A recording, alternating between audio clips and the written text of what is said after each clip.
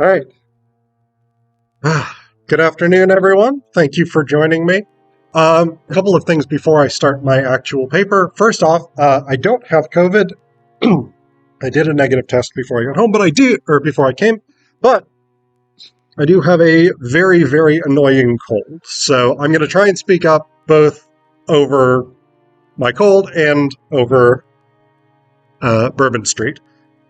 Second, I was originally going to be on a panel themed with horror. So I had this sort of great little bit I was going to start with about how you've all made the right choice by coming to a horror panel in haunted New Orleans in October. But now we're not. So you've still made the right choice, but I think only get one horror paper today. Third prefatory thing. My paper does deal with rape, both in terms of classical mythology and in terms of contemporary sex work. So if that's something that you're concerned about, please be aware of that going in. So, my paper is entitled Medusa's Choice, Women's Agency and the Medusa Myth in Matthew B.C.'s Medusa. In his book, Medusa in the Mirror of Time, David Leeming asks the question, who is Medusa? He traces the reception of Medusa from ancient times through the modern era, exploring how the Gorgon has taken on different cultural and artistic meanings at various times. It's a really interesting biography of a mythical figure. In this sense, though, the question might better be formulated, what does Medusa signify? In this presentation, I discussed Matthew B.C.'s 2021 horror movie Medusa, which is not an especially good film, but does reveal a very interesting engagement with two important points on the Medusa representation timeline: Greco-Roman versions and the late 20th century feminist reimaginings. BC's movie follows Carly Beacon, played by Megan Purvis, a prostitute who transforms into a serpent-like creature. As the movie opens, Carly is returned to prostitution in a tightly controlled trailer park brothel in order to feed her heroin addiction. Carly's addiction and powerlessness ensure she complies with Jimmy, her pimp's, restrictions. After being bitten by a client's snake, however, Carly develops fangs, begins shedding her skin, and acquires massive strength, which she uses to defend herself and other women in the park against Jimmy and a violent John. However, even as Carly becomes increasingly capable of protecting herself and others, she cannot control this transition. Finally, at the end of the movie, the members of a Medusa cult reveal that Carly is going to become their new deity. In this movie, I ultimately argue reflects the ongoing contradictions facing women in Western societies like the US and UK, particularly in the post-Me Too era and the post-feminist era.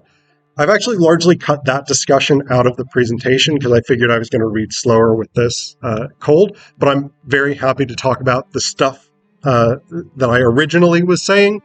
Also, hopefully, the article version of this will end up in Literature and Film Quarterly, so you'll all be able to read it there. While the movie suggests that Carly acquires increasing power and autonomy as she kills her pimp and violent Johns, this is undercut by her lack of choice about being bitten and made into a cultic deity. Now, a basic answer to Leeming's question about Medusa's identity might be, Medusa is a monster from Greek mythology with snakes for hair and the ability to petrify mortals by looking at them. My t-shirt won't petrify you, just in case you were worried about that. While some of these details vary in some versions, this is a good baseline understanding of the mythic figure. However, the question about what Medusa signifies is much more challenging. For my purposes in this presentation, the two most important points on the spectrum of Medusa representation come from the ancient Greek and Roman sources, most prominently Hesiod, Apollodorus, and Ovid, and from the late 20th century feminist writers who aligned second-wave feminism with a reimagined version of the Gorgon. The sea change between these two positions is largely, in my opinion, about agency. For the Greco-Roman sources, Medusa is an object to whom things happen. For second-wave feminists, Medusa is an actor who's empowered and capable of defending herself against patriarchal violence. And it's ultimately in these two interpretations of Medusa that clash in BC's film. Of the three most important ancient sources, Ovid's influential retelling in the Metamorphosis is probably the best known today. It's also the version in which Medusa has, at least debatably, the least control over her own fate. Ovid recounts that Medusa was a beautiful mortal woman, but Neptune rapes her in Minerva's temple, and so, in Ovid's words, that the deed might be punished as was due, Minerva changed the Gorgon's locks to ugly snakes, and now to fright her fear-numbed foes she still wears upon her breast the snakes which she has made. In this retelling, Medusa is forced to have sex with Neptune against her will, then turned by Minerva into a monstrous form. Then Minerva helps Perseus overcome Medusa's ability to petrify mortals so that he can kill the Gorgon and deliver her head to Minerva, who mounts the head on her aegis in order to use Medusa's visage to petrify her own enemies. At every turn, Medusa is used, manipulated, transformed, raped, or killed by others, and Ovid never reflects on her perspectives, her desires, how she might experience the world. In Ovid, as in Hesiod and Apollodorus, Medusa exists purely as an object for both the storytellers and for the characters whose narratives are more central to these authors' projects. In the early portion of Matthew B.C.'s Medusa, this helplessness, this objectness, seems to define Carly's existence. Her will is constrained both by her addiction and by the highly controlled conditions of prostitution in this caravan park. As the film opens, we see Carly arriving at the park in Jimmy's car. The pimp takes her phone so she cannot communicate with the outside, instead giving her a different phone without her own contacts saved. This prevents her from contacting the man she had previously left prostitution to be with. Jimmy's control over Carly and the other women is overt and external, often backed by threats of violence, including sexual violence when he does attempt to rape Carly. However, her freedom is also constrained by her drug addiction, which dominates much of her decision-making in the early portion of the film. She has left what seemed to be a fairly healthy relationship to go back to prostitution in exchange for heroin. In a scene where she shoots up under a bridge, we see track marks up the inside of her thigh. This is on the one hand a symbolic foreshadowing of the snake that will bite the inside of her thigh later in the film, but the needle between Carly's legs is also a Freudian parallel to Neptune's rape of Medusa.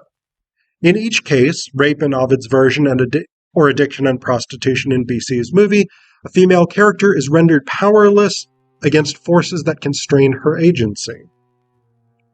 By contrast, this helpless Medusa to whom things happen largely disappears for second-wave feminists, particularly in the 1970s and 80s. Feminist re-envisionings were sparked in part by Hélène Cixous's 1975 essay The Laugh of the Medusa, in which she famously exhorted women to break with male ways of writing and to find distinctly female writing voices. Cixous's Medusa laughs at the men unable to comprehend her. Not only did feminist authors take up the challenge, they identified with Medusa as a symbol, deploying her to reflect their rage against a patriarchal social order that refused to comprehend them, even before Cixous's essay was published. To take just one example, Anne Stanford's 1977 poem Medusa makes an explicit link between patriarchal violence, Medusa's rage, and second-wave feminist self-determination. It is no great thing to a god. For me it was anger, no consent on my part, no wooing, all harsh and rough as a field hand. I didn't like it. My hair coiled in fury, my mind held hate alone.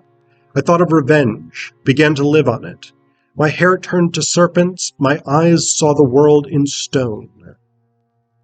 In this treatment of the myth, Medusa is very obviously an agent who chooses to adopt the serpentine locks and stony stare that so define her. The characteristics are not, as in Ovid, forced upon the Gorgon, but instead chosen by her as defenses against the violence of Neptune's rape. Here Medusa acts, rather than merely being acted upon. And this ability to act in self-defense against male violence is precisely what B.C.'s movie attempts to evoke as Carly transforms into the Medusa deity. As she begins coming into her serpentine powers, Carly defends herself and the other prostitutes from violence. When she refuses Jimmy's orders, he attempts to rape her in his car, an assault we learn that he's committed against her before. However, with the strength she now possesses, Carly breaks Jimmy's neck, thus preventing him from ever raping anyone again. This killing symbolically liberates Carly, and perhaps the other women in the park, though they don't know that Jimmy is dead until later, and even then they don't learn that Carly is responsible. Jimmy was both directly and indirectly responsible for constraining Carly. He was, as we have already learned, a controlling pimp who limited her contact with the outside world and arranged whatever clients he wanted, but he also fed Carly's addiction by giving her heroin to keep her dependent on him. With Jimmy dead, the source of this domination appears eliminated. Similarly, when a John beats a fellow sex worker, Carly tracks him down in the city and turns him to stone. She uses defensive violence in these scenes to protect herself and her companions in a way that Medusa never can in the Greco-Roman sources. However, the liberation in Matthew B.C.'s Medusa is, at best, imperfect. While Carly appears liberated by the power to defend herself, it's not clear that her actual agency has meaningfully increased. Yes, she can defend herself against Jimmy and take revenge for her friend, but she has little control over the transformation into Medusa. In the scene where she's bitten by the snake, Carly knows the snake is present because she and the client discuss it, but she does not consent to be bitten by it. The snake lunges between Carly's legs as she performs a lap dance for the John, another visual evocation of Neptune's rape of Medusa in Ovid's Metamorphosis. It's through this symbolic rape that Carly gains the strength and ability to petrify men that she uses to protect herself and others. This does echo some second-wave feminist assertions that Minerva gives Medusa the snaky locks and her petrifying gaze not as punishment for the rape, but so that Medusa may defend herself against future sexual violence. This reconceptualization of the myth, however, does require ignoring Minerva's later role in helping Perseus decapitate Medusa. Somewhat less girl power. Additionally, some feminists imagine Medusa's transformation as self-driven, a kind of spontaneous development of defensive abilities. This position is exemplified by the lines quoted above from Stanford's poem. My hair coiled in fury, my mind held hate alone, I thought of revenge, began to live on it, my hair turned to serpents, my eyes saw the world in stone. B.C.'s movie evokes this reception of the myth in which Medusa's transformation is a form of empowerment. And this is actually where I had my original discussion of the Me Too movement and some of the potential problems that remain despite the attempts to hold people accountable very justifiably. The problem with this reading remains precisely that Carly never genuinely consents. She's symbolically raped following the Ovidian pattern, and then she begins to undergo transformations where she temporarily develops fangs, her eyes become reptilian, she sheds her skin, etc. In the final moments of the movie, as she's being adored by the cultists, very, very poorly CGI'd, snakes emerge from her head, again apparently regardless of her will. She's unable to either prevent these changes or to effectively control their benefits, as we see the first time she attempts to kill the John who beat her friend, but she's unable to bring her superior strength and resilience to bear. The transformation appears empowering, but because she's unable to refuse, Carly remains an object for the goals of others, namely the Medusa cult.